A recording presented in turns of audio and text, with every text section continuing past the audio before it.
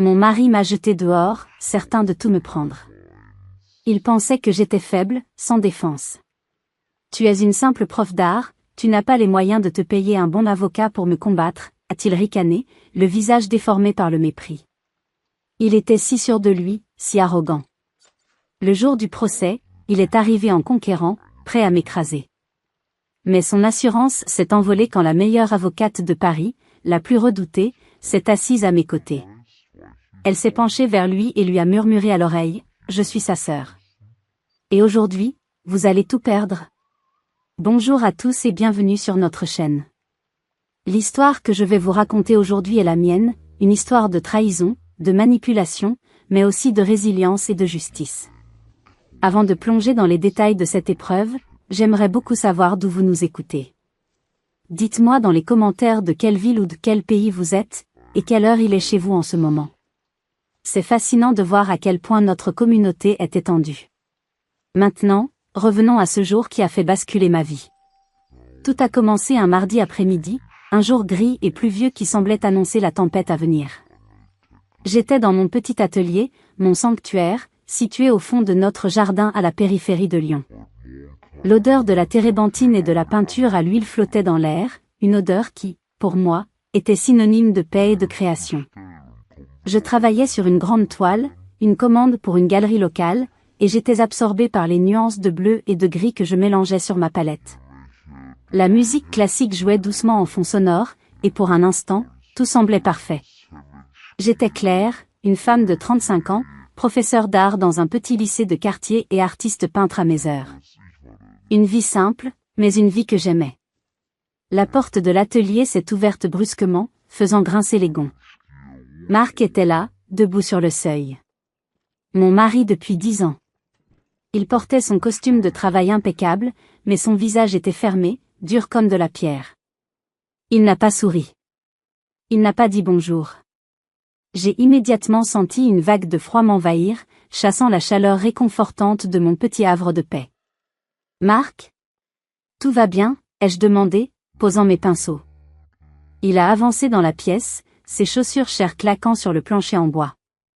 Il a jeté un regard dédaigneux à ma toile en cours.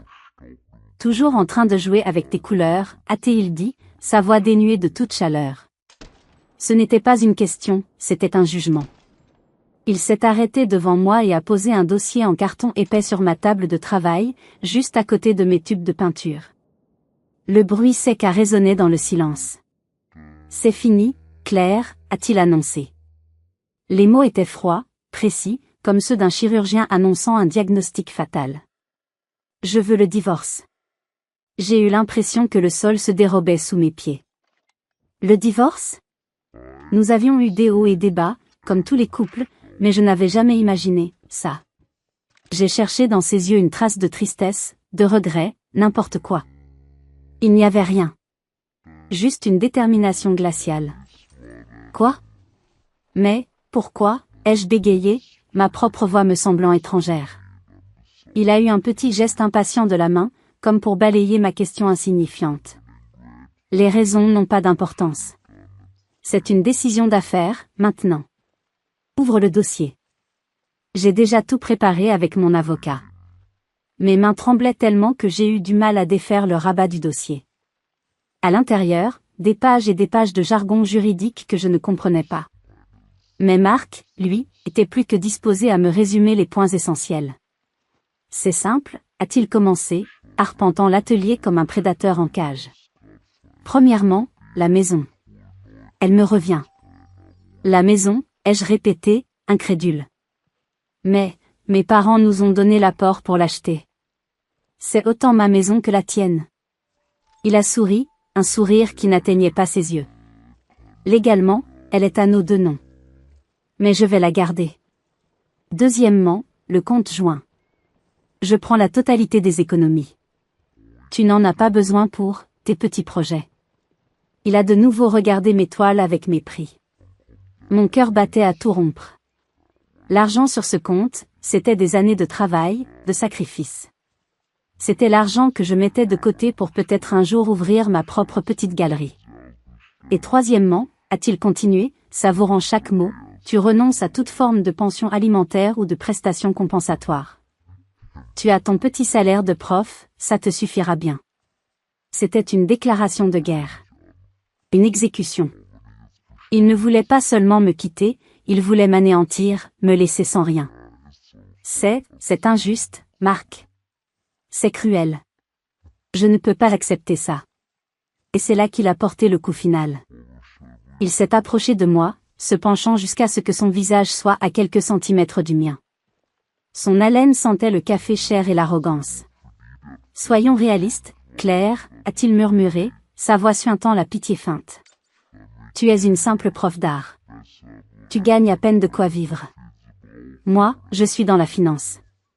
J'ai déjà engagé l'un des meilleurs cabinets de Paris.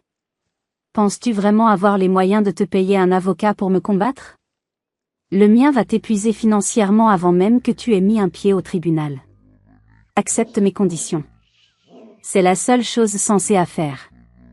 Il s'est redressé, a ajusté sa cravate, et m'a regardé de haut, moi, assise sur mon tabouret, couverte de taches de peinture, soudainement si petite, si insignifiante. Il me voyait comme un insecte à écraser. Je le regardais, le cœur en miettes, ne sachant pas que ce n'était que le début de son plan diabolique pour me détruire complètement. Le silence qui a suivi ces paroles était assourdissant, seulement brisé par le bruit de la pluie qui tambourinait contre le toit en verre de l'atelier. Je repensais à ces mots, « Tu es une simple prof d'art ». Pendant des années, il avait utilisé cette phrase, parfois avec une fausse tendresse, d'autres fois avec une pointe d'agacement. Maintenant, elle était devenue une arme, une sentence. Il avait transformé ma passion, mon identité, en une preuve de ma faiblesse, de mon infériorité. Alors que je restais là, paralysé par le choc, des fragments de souvenirs des derniers mois ont commencé à refaire surface, s'assemblant comme les pièces d'un puzzle macabre. Je réalisais avec une horreur grandissante que ce n'était pas une décision soudaine. C'était un plan méticuleusement orchestré. Un sabotage silencieux. Je me suis souvenu, il y a 2 mois. J'avais passé des semaines sur une série de 4 toiles pour un collectionneur privé à Genève. C'était mon plus gros contrat à ce jour, un contrat qui aurait pu me donner une certaine indépendance financière, une bouffée d'air frais. La veille de l'expédition, Marc était entré dans l'atelier, une tasse de café à la main, chose qu'il ne faisait jamais. Il prétendait s'intéresser à mon travail, posant des questions vagues tout en se déplaçant avec une agitation inhabituelle. Puis, il avait trébuché. La tasse de café s'était renversée, projetant un arc brun et brûlant sur la plus grande des 4 toiles, la pièce maîtresse. « Oh, mon Dieu, Claire, je suis tellement désolé », s'était-il exclamé, avec une profusion d'excuses. Quelle maladresse de ma part. J'avais été dévasté, mais je l'avais cru. J'avais passé toute la nuit à essayer de réparer les dégâts, en vain. J'avais dû annuler la vente, m'excuser platement auprès du collectionneur et subir une perte financière et professionnelle considérable. À ce moment-là, j'avais vu de la maladresse. Maintenant, je voyais de la malveillance pure. Il avait délibérément saboté ma chance de réussir. Puis, il y a eu l'incident de l'ordinateur, il y a à peine 3 semaines. Je tenais toute ma comptabilité et ma liste de contacts clients sur un fichier sécurisé. Un soir, Marc m'a dit qu'il avait besoin d'utiliser mon ordinateur pour une urgence professionnelle. Le lendemain matin, le fichier avait disparu. Effacé. Introuvable. C'est étrange, avait-il dit, en haussant les épaules. Tu as dû faire une mauvaise manipulation. Tu sais bien que tu n'es pas très doué avec la technologie. Encore une fois, je l'avais cru. Je m'étais sentie stupide, incompétente. J'avais passé des jours à essayer de reconstituer ma liste de mémoire, perdant un temps précieux et probablement plusieurs clients potentiels. Il ne m'avait pas seulement fait perdre de l'argent, il m'avait fait douter de moi-même, de mes propres capacités. Il m'avait isolé, affaibli, brique par brique, sans que je ne m'en rende compte. Le souvenir le plus douloureux était celui d'une conversation avec Chloé, notre amie commune depuis l'université. Nous étions toutes les 3 inséparables à une époque. Il y a 1 mois, Chloé et moi avions pris un café. Je lui avais parlé de mes difficultés, du contrat raté, de mon sentiment que Marc s'éloignait de plus en plus. Chloé avait été étrangement distante. Tu sais, Claire, m'avait-elle dit en remuant son café, évitant mon regard, Marc travaille tellement dur pour vous deux. La finance, c'est un monde stressant. Peut-être que tu devrais être un peu plus compréhensive, un peu moins, centrée sur tes peintures. Ces mots m'avaient blessée. Je n'avais pas compris pourquoi elle prenait sa défense de manière si véhémente. Maintenant, c'était clair comme de l'eau de roche. Marc avait déjà commencé sa campagne de dénigrement. Il avait planté des graines de doute dans l'esprit de nos amis, me peignant comme une artiste égoïste et irresponsable, tandis qu'il jouait le rôle du mari dévoué et surchargé de travail. Il ne se contentait pas de me détruire financièrement, il détruisait ma réputation, mon cercle de soutien. Marc était toujours là, dans l'atelier, me regardant avec impatience. Alors? Tu as fini de rêvasser? Tu signes ou pas? Je l'ai regardé, mais je ne voyais plus mon mari. Je voyais un étranger, un monstre calculateur. La tristesse a commencé à laisser place à une colère froide, une colère qui montait du plus profond de mon être. Sors, ai-je dit, ma voix tremblante mais ferme. Il a été surpris. Pardon? Sors de mon atelier. Maintenant. Il a ri, un rire sec et désagréable. Ton atelier? Bientôt, tout ceci sera à moi. Tu ferais mieux de t'y habituer. Il a fait demi-tour et est parti, me laissant seul avec les ruines de ma vie. J'ai pris mon téléphone, mes doigts glissant sur l'écran. Mon premier réflexe a été d'appeler Chloé. J'avais besoin d'une amie. Elle a répondu à la deuxième sonnerie. Chloé? C'est moi. Il faut que je te parle. Marc, il veut divorcer. Il y a eu un silence à l'autre bout du fil. Puis, sa voix, froide et distante. Écoute, Claire, Marc m'a appelé tout à l'heure. Il m'a tout expliqué. Je ne veux pas me mêler de vos histoires. Mais, tu es mon ami. Il veut tout me prendre. Il me laisse sans rien. Il y a toujours deux versions à une histoire, a-t-elle répondu, et ses mots étaient comme des poignards. Je pense que tu devrais simplement faire ce qu'il dit et passer à autre chose. C'est pour le mieux. Elle a raccroché. J'ai laissé tomber le téléphone. C'était donc ça. J'étais seule. Complètement seule. Il avait réussi. Il m'avait isolée de tous. Seule et sans ressources, je pensais que tout était perdu. Je n'avais plus qu'une seule option, un appel que je redoutais de faire depuis 5 ans. Le nom s'affichait sur mon écran de téléphone, un nom que je n'avais pas composé depuis si longtemps, Sophie. Ma sœur. Mon aînée de 8 ans. Autrefois mon roc, ma confidente, mon idole. Aujourd'hui, presque une étrangère. Notre relation s'était brisée 5 ans plus tôt, dans la douleur et le chagrin qui avaient suivi le décès de notre mère. La source de notre conflit était la maison de notre enfance, une vieille bâtisse en pierre près d'Aix-en-Provence, remplie de souvenirs, de rires et de fantômes. Pour moi, cette maison était le dernier lien tangible avec nos parents. Chaque pièce, chaque meuble, chaque fissure dans le mur racontait une histoire. Je voulais la garder, la transformer en une résidence d'artistes, un lieu de vie et de création pour honorer leur mémoire. C'était un rêve, peut-être naïf, mais c'était le mien. Sophie, elle, ne voyait pas les choses de la même manière. Avocate brillante et pragmatique à Paris, elle ne voyait que des murs, des impôts fonciers et des frais d'entretien. Pour elle, la maison était un actif, un capital dormant qu'il fallait liquider. On doit être réaliste, Claire, m'avait-elle dit, sa voix dénuée de l'émotion que je cherchais désespérément. Vendre est la seule chose logique à faire. On partage l'argent et on avance. Avancer, avais-je crié, les larmes aux yeux. Comment peux-tu parler d'avancer comme si leur vie n'avait été qu'une transaction financière? La dispute avait été terrible, envenimée par le chagrin.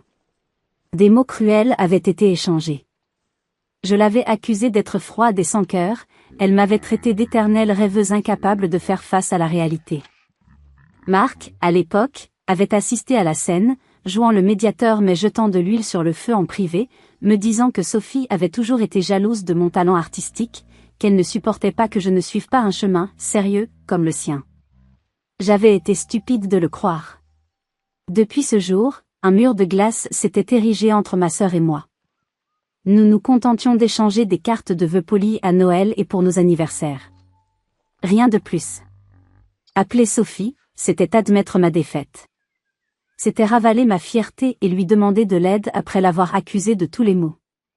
La honte me brûlait la gorge. Mais la peur était plus forte que la fierté.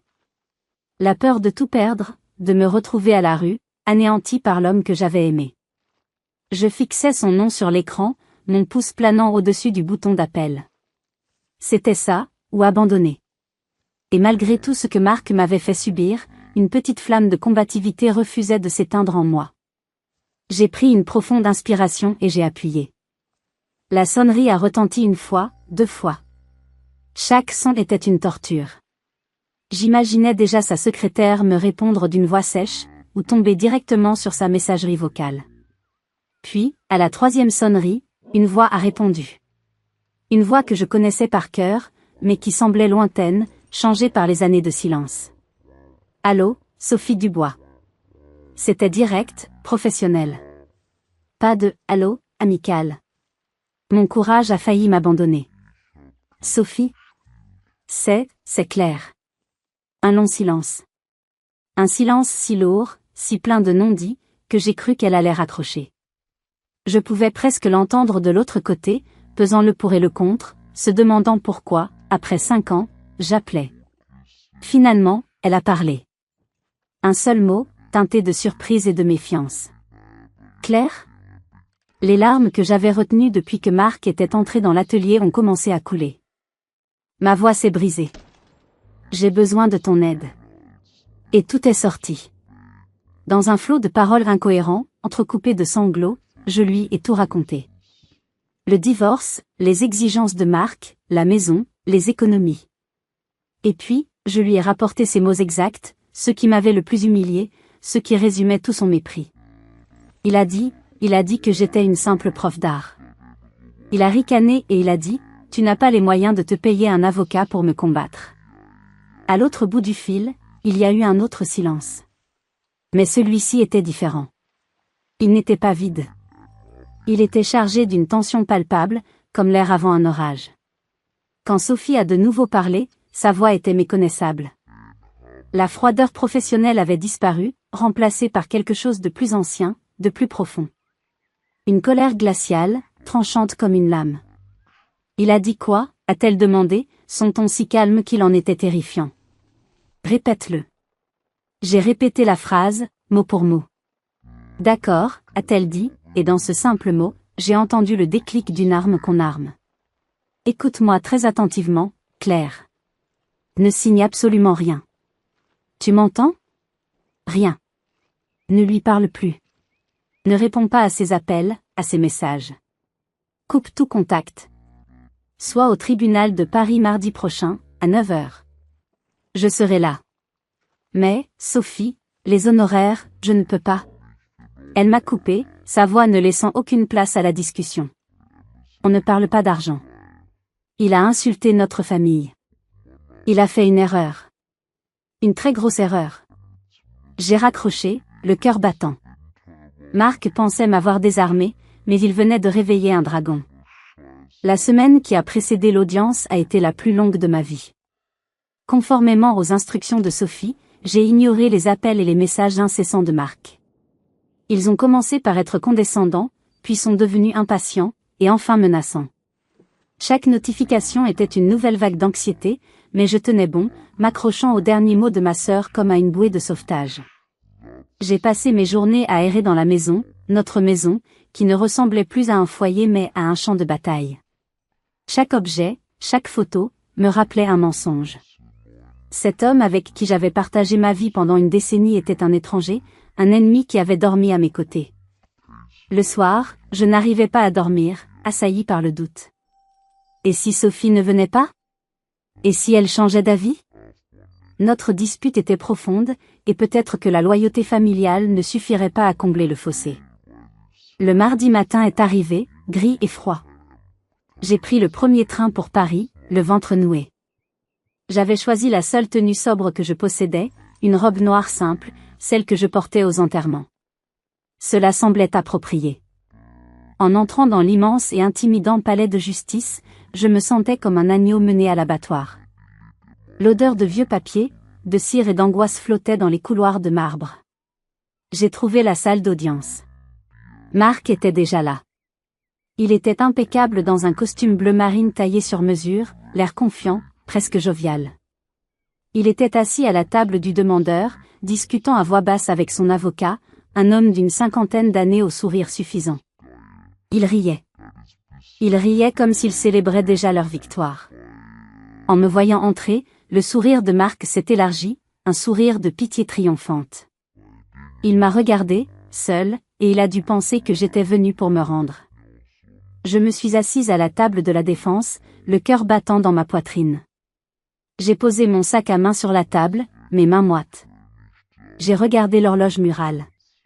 9h moins 5. Chaque tic-tac était une éternité. 9h. Toujours pas de Sophie. La panique a commencé à monter en moi. Il m'avait eu. Marc avait raison. J'étais seule. L'avocat de Marc s'est levé et s'est approché de ma table avec une démarche assurée. Madame Lambert, a-t-il commencé, son ton faussement compatissant. Je suis maître Dubois. Je suis heureux de voir que vous avez choisi la voie de la raison. Si vous êtes prête à signer les documents maintenant, nous pouvons régler cela rapidement, sans douleur. J'ai levé les yeux vers lui, essayant de garder un visage impassible. J'attends mon avocate, ai-je répondu, ma voix à peine un murmure. Il a eu un petit rire incrédule. Votre avocate? Allons, ne perdons pas de temps. À ce moment précis, l'huissier a annoncé d'une voix forte, la cour. Nous nous sommes tous levés. La juge, une femme au visage sévère et aux cheveux gris noués en un chignon serré, est entrée et a pris place. Elle a ajusté ses lunettes et a examiné les documents devant elle. Affaire Lambert contre Lambert, a-t-elle lu. Les deux parties sont-elles présentes et représentées? Maître Dubois s'est avancé. Oui, votre honneur. Maître Dubois pour le demandeur, monsieur Marc Lambert. La juge a tourné son regard vers moi. Et pour la défense? Mon cœur s'est arrêté. C'était fini. J'allais devoir dire que je me représentais moi-même. J'ai ouvert la bouche pour parler, mais aucun son n'est sorti. Et puis, les grandes portes à double battant au fond de la salle d'audience se sont ouvertes avec un bruit sec et autoritaire. Le silence s'est fait dans la salle. Toutes les têtes se sont tournées. Sophie était là. Elle n'est pas entrée, elle a fait une entrée. Elle portait un tailleur pantalon noir d'une coupe parfaite, des talons hauts qui claquaient sur le sol en marbre avec une confiance absolue. Ses cheveux bruns étaient relevés en un chignon impeccable, et son visage, que je connaissais si bien, était un masque de détermination froide. Elle avançait dans l'allée centrale comme si la salle d'audience lui appartenait. J'ai tourné mon regard vers Marc. Son visage avait perdu toutes ses couleurs. Sa bouche était légèrement entr'ouverte, ses yeux écarquillés par l'incrédulité et une peur soudaine. L'avocat à côté de lui a laissé tomber son stylo, qui a roulé sur le sol avec un bruit dérisoire. C'était comme regarder un film au ralenti, la réalité de Marc se fissurant et s'effondrant devant mes yeux. Sophie est arrivée à ma table. Elle a posé sa mallette en cuir sur le bois avec un claquement sec et précis. Elle m'a adressé un minuscule hochement de tête, presque imperceptible, mais qui disait tout. Puis, elle s'est tournée vers la juge. Sophie Dubois, pour la défense, a-t-elle annoncé, sa voix claire et puissante résonnant dans toute la salle. Navré pour ce retard, votre honneur. Une urgence familiale. La juge a levé les sourcils, visiblement surprise et impressionnée. Le nom de Sophie Dubois était connu dans ce milieu. C'était un nom qui signifiait des victoires écrasantes et des règlements impitoyables.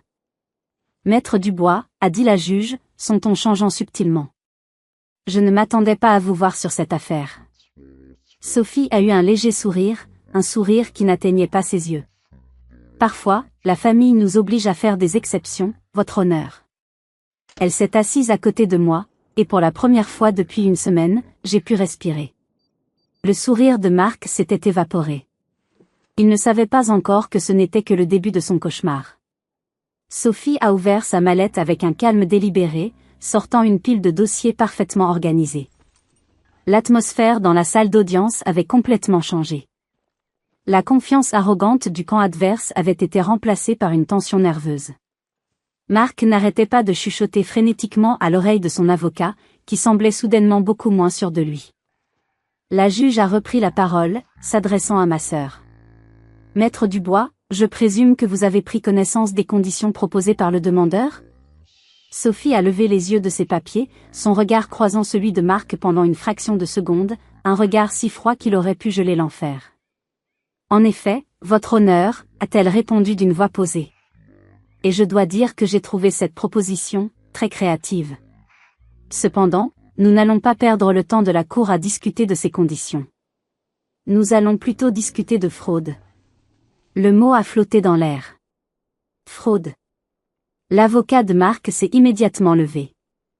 Objection, votre honneur. C'est une accusation grave et sans fondement. Sophie ne l'a même pas regardé. J'ai des preuves, maître.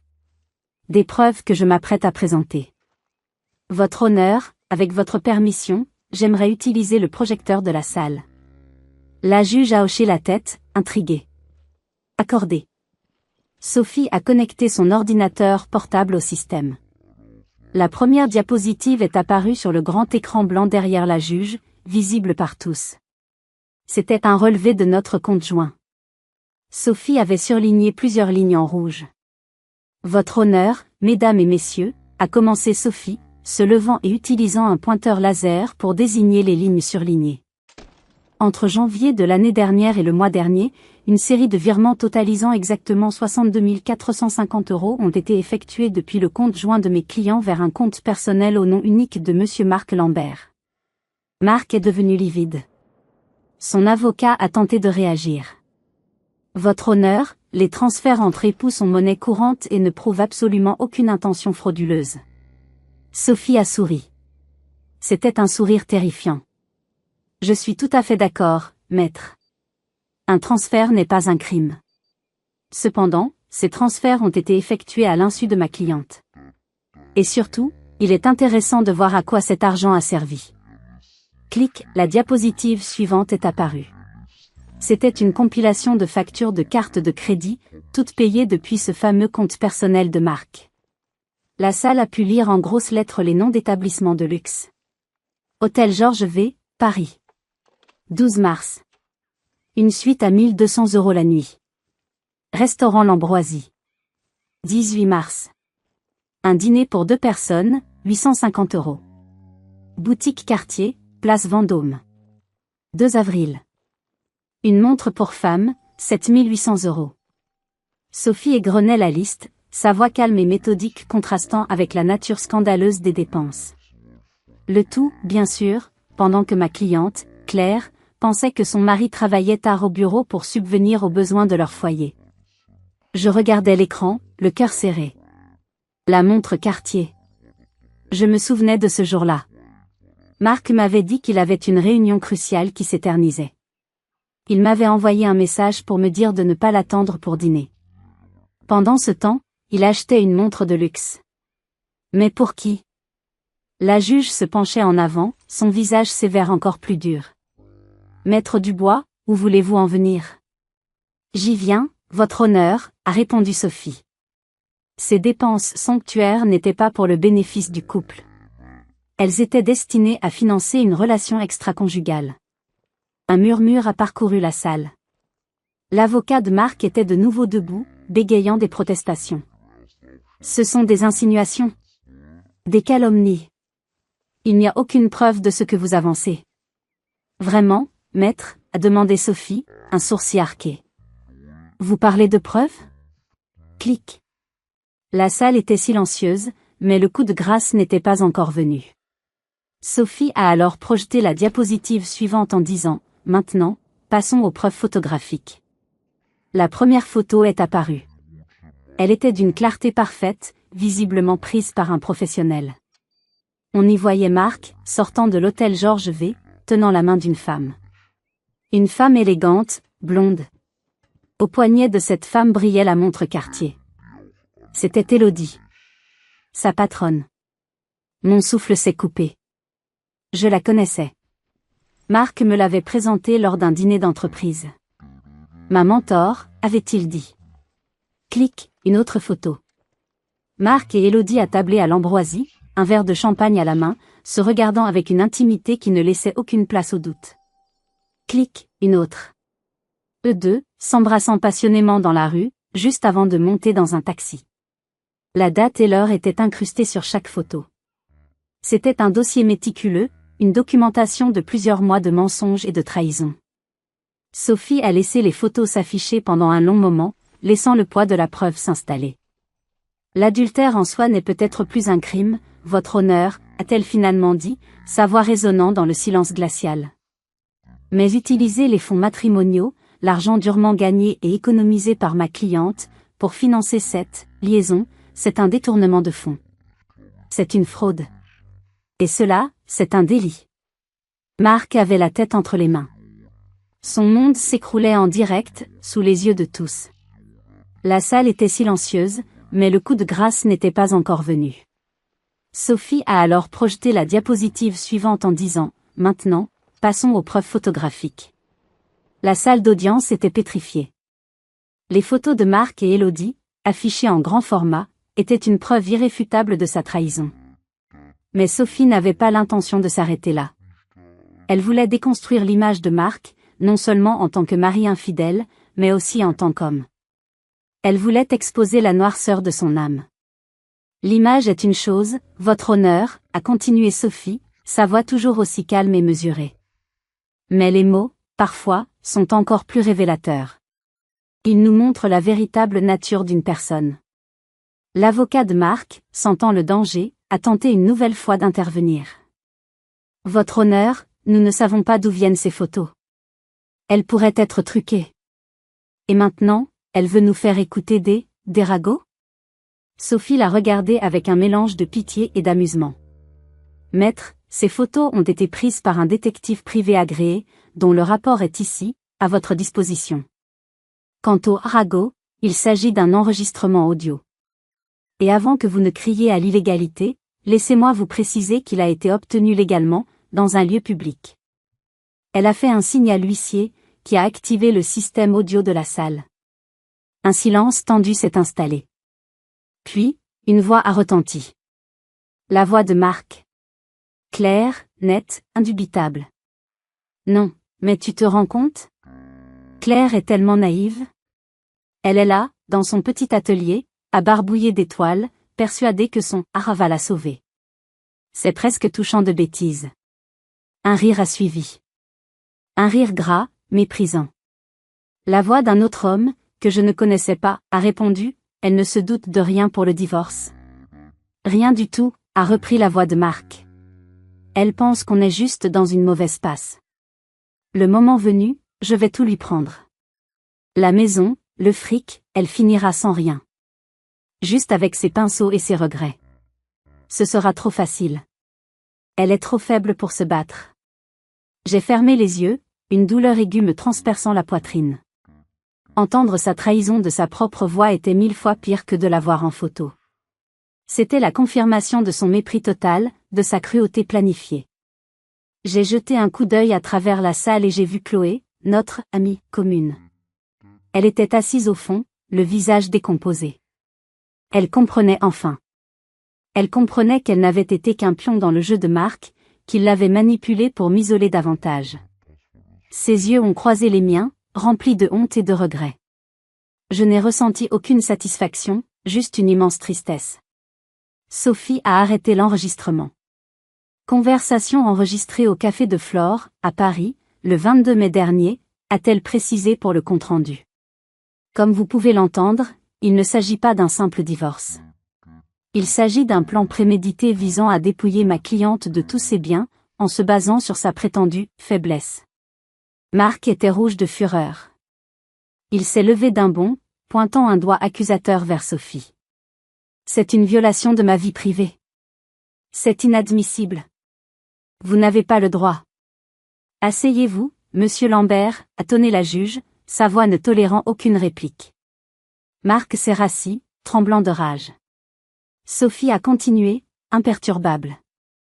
Mais ce n'est pas tout. Monsieur Lambert n'a pas seulement trompé et humilié ma cliente. Il a aussi tenté de la saboter professionnellement. Elle a projeté une série de mais. Des échanges entre Marc et le collectionneur de Genève, celui dont j'avais perdu le contrat. Voici un email envoyé par Monsieur Lambert au collectionneur, 2 jours après l'incident du café renversé, a expliqué Sophie. Il écrit, et je cite, « Cher monsieur, je suis dévastée par ce qui est arrivé.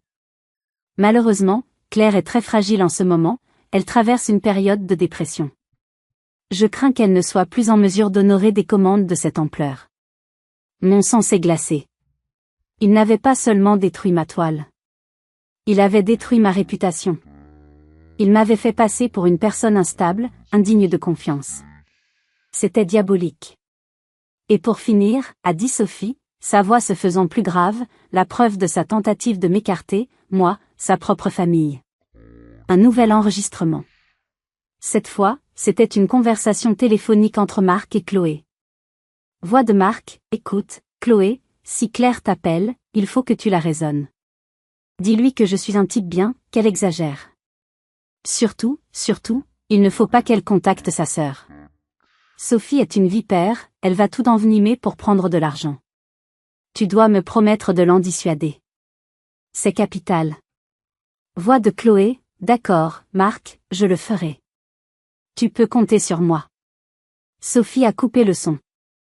Elle s'est tournée lentement vers la table de Marc, son regard le clouant sur place. Non seulement vous avez prévu de ruiner ma cliente, votre épouse, a-t-elle dit, chaque mot tombant comme une sentence, mais vous avez activement manipulé son cercle d'amis pour l'isoler et vous assurer qu'elle ne puisse pas obtenir l'aide de sa propre famille. Vous avez tout fait pour qu'elle soit seule, terrifiée et sans défense. Marc tremblait de rage et de peur. Il pensait avoir tout entendu, mais ma sœur gardait le meilleur pour la fin, une preuve qui ne le mènerait pas seulement à la ruine, mais directement en prison. Le silence dans la salle d'audience était total, presque sacré. On aurait pu entendre une mouche voler. La juge regardait Marc avec un dégoût non dissimulé. Son avocat feuilletait ses papiers sans but, le visage défait, sachant pertinemment que la partie était perdue. Mais il ne savait pas à quel point. Sophie est restée debout, dominant la scène de toute sa prestance. Elle a pris une pause, laissant la tension monter à son paroxysme. C'était une tacticienne hors pair, une maîtresse du drame judiciaire. Votre honneur, a-t-elle repris, sa voix résonnant avec une nouvelle gravité. Jusqu'à présent, nous avons établi un schéma de comportement basé sur la tromperie, la manipulation émotionnelle et la fraude financière. Des actes moralement répréhensibles, et pour certains, légalement condamnables. Mais ce que je m'apprête à vous présenter maintenant dépasse tout cela. Nous n'entrons plus dans le domaine du litige civil. Nous entrons dans celui du droit pénal. À ces mots, Marc a relevé la tête, un éclair de panique pure dans les yeux. Il a compris que la situation venait de basculer dans une autre dimension. Sophie a projeté un nouveau document à l'écran. C'était une demande de prêt à la consommation, datée de 6 mois auparavant, auprès d'une grande banque française. Le montant était de 50 000 €. Le nom de l'emprunteur était le mien, Claire Lambert. Et la garantie pour ce prêt était une hypothèque de second rang sur notre maison. Je regardais le document, abasourdi. Je n'avais jamais vu ce papier de ma vie. Je n'avais jamais demandé un tel prêt. Ma cliente, Claire Lambert, n'a jamais mis les pieds dans cette banque, a déclaré Sophie. Elle n'a jamais rempli ce formulaire. Et surtout, elle n'a jamais signé ce document. Elle a zoomé sur le bas de la page, sur la case réservée à la signature. Mon nom y était écrit, d'une écriture qui ressemblait étrangement à la mienne, mais qui n'était pas la mienne. Son mari, Monsieur Marc Lambert, a imité sa signature, a affirmé Sophie. Objection, a crié l'avocat de Marc, se levant avec l'énergie du désespoir. C'est une accusation monstrueuse. Vous n'avez aucune preuve de cela. C'est sa parole contre la sienne. Sophie a eu un sourire glacial. Oh, mais j'ai bien mieux que sa parole, maître. J'ai la science. Clic, la diapositive suivante montrait un rapport officiel, avec l'entête d'un cabinet d'experts en graphologie assermenté auprès des tribunaux. Le rapport comparait la signature du document de prêt avec des dizaines d'échantillons de ma véritable signature, provenant de ma carte d'identité, de mon passeport, de contrat de travail. Les conclusions étaient affichées en gras, surlignées en jaune pour que personne ne puisse les manquer. Conclusion, la signature apposée sur le document de demande de prêt est une imitation. Elle n'a pas été réalisée par la main de Madame Claire Lambert. Probabilité de contrefaçon, 99,9%. Le souffle de Marc s'est échappé dans un sifflement. C'était fini. Il était piégé. La falsification de documents et l'usurpation d'identité, votre honneur, a continué Sophie, sa voix martelant chaque syllabe, sont des crimes fédéraux. Ils sont passibles de plusieurs années d'emprisonnement et de lourdes amendes. Monsieur Lambert n'a pas seulement volé sa femme. Il a commis un crime contre l'État. Elle s'est alors tournée, non pas vers la juge, mais directement vers Marc. Elle a marché lentement jusqu'à sa table, et s'est penchée vers lui, sa voix n'étant plus qu'un murmure venimeux, mais que toute la salle pouvait entendre grâce au micro de son revers. Vous avez dit que ma sœur était trop pauvre pour vous affronter. Vous aviez raison. Elle n'avait pas les moyens. C'est pour ça qu'elle n'a rien eu à payer. Mon intervention est un cadeau de la famille. Mais maintenant, Marc, en plus de perdre la maison, les économies, votre travail et votre réputation, vous risquez de perdre la seule chose qui vous reste, votre liberté. Elle s'est redressée et est retournée à sa place, me laissant, ainsi que toute la salle, dans un silence de mort. Le piège s'était refermé. Il n'y avait aucune issue. La juge a finalement repris la parole, son visage une étude de fureur contenue. Monsieur Lambert, levez-vous. Marc s'est levé, chancelant, ses jambes semblant à peine le soutenir. Compte tenu des preuves accablantes présentées aujourd'hui, cette cour. Le marteau du juge était sur le point de tomber, mais Sophie avait une dernière surprise, une annonce qui allait détruire la dernière once de réputation de Marc. Elle a levé la main. Pardonnez-moi, votre honneur. Un dernier point, si vous le permettez. Il concerne la destination de ces 50 000 € obtenus frauduleusement. Tous les regards se sont de nouveau tournés vers l'écran. La juge, visiblement intriguée par ce dernier rebondissement, a fait un signe de tête à Sophie pour qu'elle continue. Ces 50 000 €, obtenus en usurpant l'identité de ma cliente, n'ont pas servi à payer des dettes ou à faire des investissements, a expliqué Sophie. Ils ont été immédiatement transférés sur un autre compte. Elle a projeté un nouveau relevé bancaire.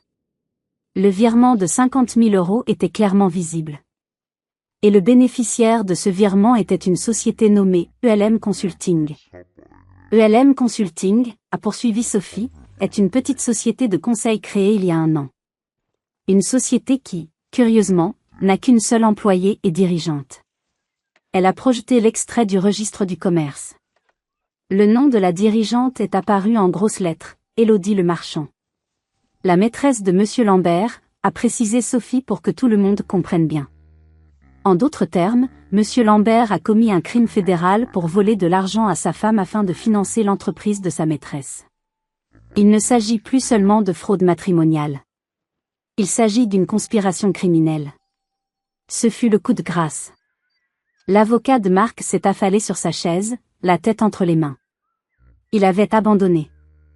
Marc, lui, regardait le vide, son visage une toile blanche de défaite absolue.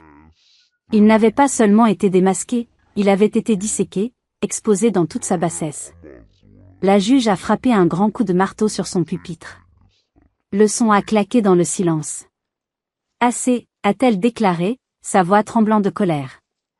Cette cour a entendu suffisamment d'horreur pour une journée. Sur la question du divorce, le jugement est sans appel.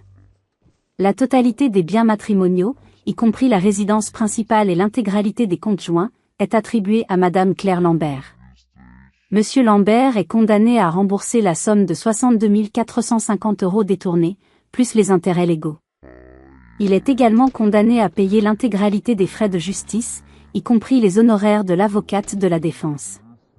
Elle a fait une pause, son regard fusillant Marc. Quant aux accusations criminelles de falsification de documents, d'usurpation d'identité et de conspiration en vue de commettre une fraude, je transmets immédiatement ce dossier au procureur de la République. Monsieur Lambert, vous n'êtes pas autorisé à quitter le territoire. Une enquête pénale sera ouverte dès aujourd'hui. L'audience est levée. Un autre coup de marteau. c'était fini. Alors que les gens commençaient à sortir, 2 policiers en civil se sont approchés discrètement de Marc. Ils lui ont parlé à voix basse, et je l'ai vu hocher la tête, le corps vidé de toute son arrogance. Il m'a jeté un dernier regard, un regard où se mêlait la haine, l'incrédulité, pour la première fois, la peur. Puis ils l'ont escorté hors de la salle. Je suis restée assise, tremblante, le contre-coup de l'adrénaline me frappant de plein fouet. J'avais gagné. J'avais tout gagné. Mais je ne ressentais aucune joie, seulement un immense vide et une profonde fatigue. Sophie a posé une main sur mon épaule. Ça va aller, Claire. C'est terminé. Je me suis tournée vers elle, les larmes coulant enfin sur mes joues. Des larmes de soulagement, de tristesse, de gratitude. Merci, Sophie. Je ne sais pas comment. Chut, a-t-elle dit doucement. Tu n'as pas à me remercier. C'est ce que les sœurs font. Ce soir-là, pour la première fois en 5 ans, nous avons dîné ensemble. Dans un petit bistrot parisien, loin du faste et des mensonges du monde de Marc. Nous n'avons pas beaucoup parlé du procès. Nous avons parlé de notre enfance, de nos parents, des étés passés en Provence. Nous avons parlé de nos regrets, des mots que nous n'aurions jamais dû dire. J'ai été stupide à propos de la maison, ai-je avoué, en regardant mon verre de vin. J'étais tellement accrochée au passé. Et moi, j'ai été froide et distante, a-t-elle répondu.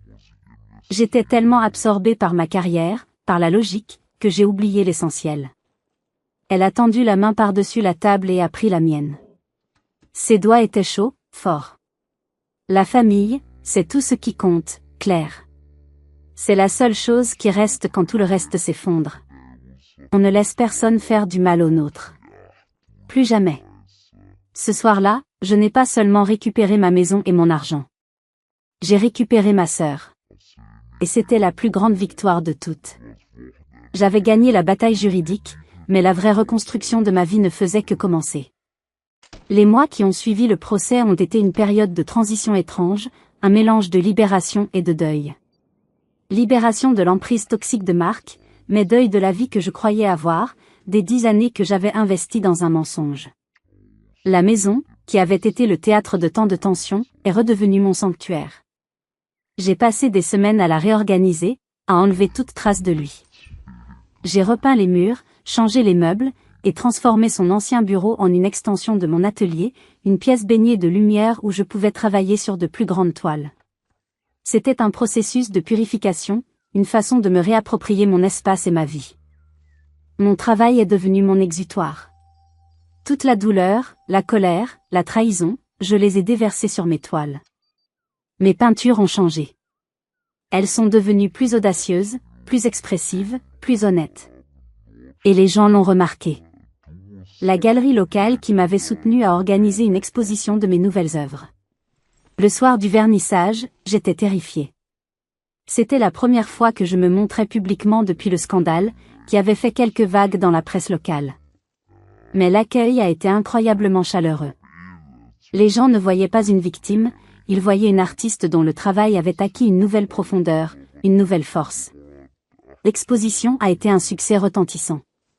J'ai tout vendu. Pour la première fois de ma vie, j'étais complètement indépendante financièrement, grâce à mon art. Ma relation avec Sophie s'est épanouie. Nous nous appelions presque tous les jours. Elle venait à Lyon un week-end sur 2, où je montais à Paris. Nous avons rattrapé le temps perdu, reconstruisant notre complicité brique par brique. Nous avons finalement décidé de vendre la maison de nos parents, mais cette fois, c'était une décision commune, prise dans la paix et le respect mutuel. Nous avons utilisé une partie de l'argent pour créer une petite fondation au nom de notre mère, une bourse pour aider les jeunes artistes en difficulté. C'était la meilleure façon de lui rendre hommage. Chloé est venue me voir une semaine après le procès. Elle était en larmes, pleine de remords. Elle m'a tout raconté, comment Marc l'avait manipulée, lui avait menti pendant des mois. J'aurais pu lui en vouloir, mais je n'ai ressenti que de la pitié. Elle aussi avait été une victime de sa perversité. Je lui ai pardonné. Notre amitié ne serait plus jamais la même, mais la rancœur était un fardeau que je ne voulais plus porter. Quant à Marc, la justice a suivi son cours. Il a été condamné à 2 ans de prison ferme pour fraude et falsification de documents. Élodie, sa complice, a également été poursuivie et a écopé d'une peine avec sursis et d'une lourde amende, en plus d'avoir perdu son emploi et sa réputation. J'ai reçu une lettre de Marc, écrite depuis sa cellule. C'était un long plaidoyer rempli d'apitoiement sur son sort et de tentatives de rejeter la faute sur les autres. Il ne demandait pas pardon pour ce qu'il m'avait fait, mais pour s'être fait prendre. Je l'ai lu une fois, puis je l'ai brûlé dans la cheminée, regardant les cendres de notre passé s'envoler en fumée. 1 an après le divorce, alors que je commençais enfin à me sentir entière à nouveau, j'ai rencontré quelqu'un. C'était inattendu. Je ne cherchais rien. J'étais à une foire d'art contemporain quand un homme a entamé la conversation devant une de mes toiles. Il s'appelait Lucas, il était architecte. Il parlait de l'art avec une passion et une sensibilité qui m'ont immédiatement touchée. Il n'était pas impressionné par le succès ou l'argent, il était fasciné par le processus de création, par l'émotion derrière les couleurs. Nous avons commencé à nous voir. C'était une relation lente, douce, construite sur des conversations interminables, des promenades au bord du Rhône et un respect mutuel profond. Je lui ai raconté mon histoire, sans rien cacher. Il m'a écouté attentivement, sans jugement. Il a vu mes cicatrices, mais il a aussi vu ma force. Avec lui, je n'étais pas la pauvre femme qui s'est fait avoir, j'étais Claire, l'artiste, la femme résiliente. Il m'a aidé à comprendre que la confiance n'était pas une faiblesse, et que le véritable amour ne cherchait pas à diminuer l'autre, mais à l'aider à briller. La vie était belle, mais une dernière nouvelle concernant Marc et Élodie allait apporter une conclusion finale et satisfaisante à toute cette histoire. 2 ans après sa condamnation, Marc a été libéré de prison pour bonne conduite. J'ai appris la nouvelle par Sophie, qui gardait un œil distant sur le dossier. Une partie de moi a ressenti une vieille angoisse, la peur irrationnelle qu'il puisse revenir dans ma vie. Mais cette peur s'est vite dissipée. J'avais changé. J'étais plus forte, et ma vie était désormais bien remplie, protégée par l'amour de Lucas et la vigilance de ma sœur. Quelques mois après sa sortie, une nouvelle affaire a éclaté dans la presse financière. Une enquête de grande envergure avait mis au jour un réseau de délits d'initiés et de manipulation de marché au sein de l'ancienne société de Marc et Élodie. Le nom d'Élodie le marchand était au centre de l'affaire. L'enquête, qui avait été déclenchée à l'origine par les révélations faites lors de mon procès en divorce, avait tiré sur un fil qui avait fini par défaire toute une pelote de corruption. Il s'est avéré que leur relation n'était pas seulement une liaison amoureuse, mais un partenariat criminel. Élodie utilisait sa position pour obtenir des informations confidentielles, et Marc, avec son expertise financière, les exploitait pour réaliser des profits illégaux. Le prêt frauduleux de 50 000 € n'était qu'une goutte d'eau dans un océan de malversation. Ils avaient trompé des investisseurs, ruiné des petites entreprises et manipulé des vies pour leur propre cupidité. En apprenant cela, j'ai ressenti un sentiment étrange. Ce n'était pas de la joie, ni de la vengeance. C'était une forme de validation. Mon drame personnel, ma douleur intime, avait involontairement servi un but plus grand. En me battant pour moi-même, j'avais, sans le savoir, initié un processus qui allait exposer des criminels et rendre justice à de nombreuses autres victimes anonymes. Élodie a été condamnée à une peine de prison bien plus lourde que celle de Marc. Lui, ayant coopéré avec la justice pour obtenir une peine réduite, a été impliqué comme témoin. Son nom a été traîné dans la boue une nouvelle fois. Il n'était plus le financier arrogant et puissant, mais un simple pion, un homme brisé qui avait tout perdu par sa propre faute. Je me suis rendu compte que la meilleure vengeance n'était pas de le voir souffrir, mais de le voir devenir insignifiant. Sa trahison, qui avait autrefois défini mon existence, n'était plus qu'un lointain souvenir, une note de bas de page dans le grand livre de ma vie. Ma véritable victoire n'était pas au tribunal. Elle était là, dans mon quotidien. Elle était dans les rires de Lucas quand je le battais aux échecs, dans les appels quotidiens avec Sophie pour ne rien dire d'important, dans la satisfaction de terminer une toile qui disait exactement ce que je voulais dire. Ma victoire, c'était d'avoir construit une vie si pleine et si heureuse que son souvenir n'avait plus le pouvoir de me faire du mal. Aujourd'hui, je regarde le chemin parcouru. L'atelier qui a été le témoin de ma plus grande douleur est maintenant le lieu de ma plus grande joie. Les murs qui ont entendu des menaces et des mensonges résonnent maintenant de musique et de rire. La femme qui se sentait petite et impuissante a laissé la place à une artiste reconnue et à une femme aimée et respectée. Mon histoire a commencé par un acte de destruction, mais elle se termine par un acte de création. J'ai pris les débris de ma vie passée et j'en ai fait une nouvelle toile, plus riche, plus colorée et infiniment plus belle que la précédente. Ce n'est pas une histoire de vengeance, c'est une histoire de renaissance. Si vous ou quelqu'un que vous connaissez a vécu une trahison similaire, n'ayez pas peur de chercher de l'aide et de vous battre pour ce qui est juste. La solitude est l'arme la plus puissante de ceux qui veulent vous faire du mal. Brisez-la. Parlez-en. Votre histoire mérite d'être entendue. Partagez vos expériences dans les commentaires ci-dessous, vos mots pourraient donner de la force à quelqu'un qui en a besoin en ce moment. Soutenons-nous les uns les autres. Merci de m'avoir écouté. Si cette histoire vous a touché, n'hésitez pas à laisser un « j'aime » et à vous abonner pour ne pas manquer nos prochaines vidéos. Prenez soin de vous.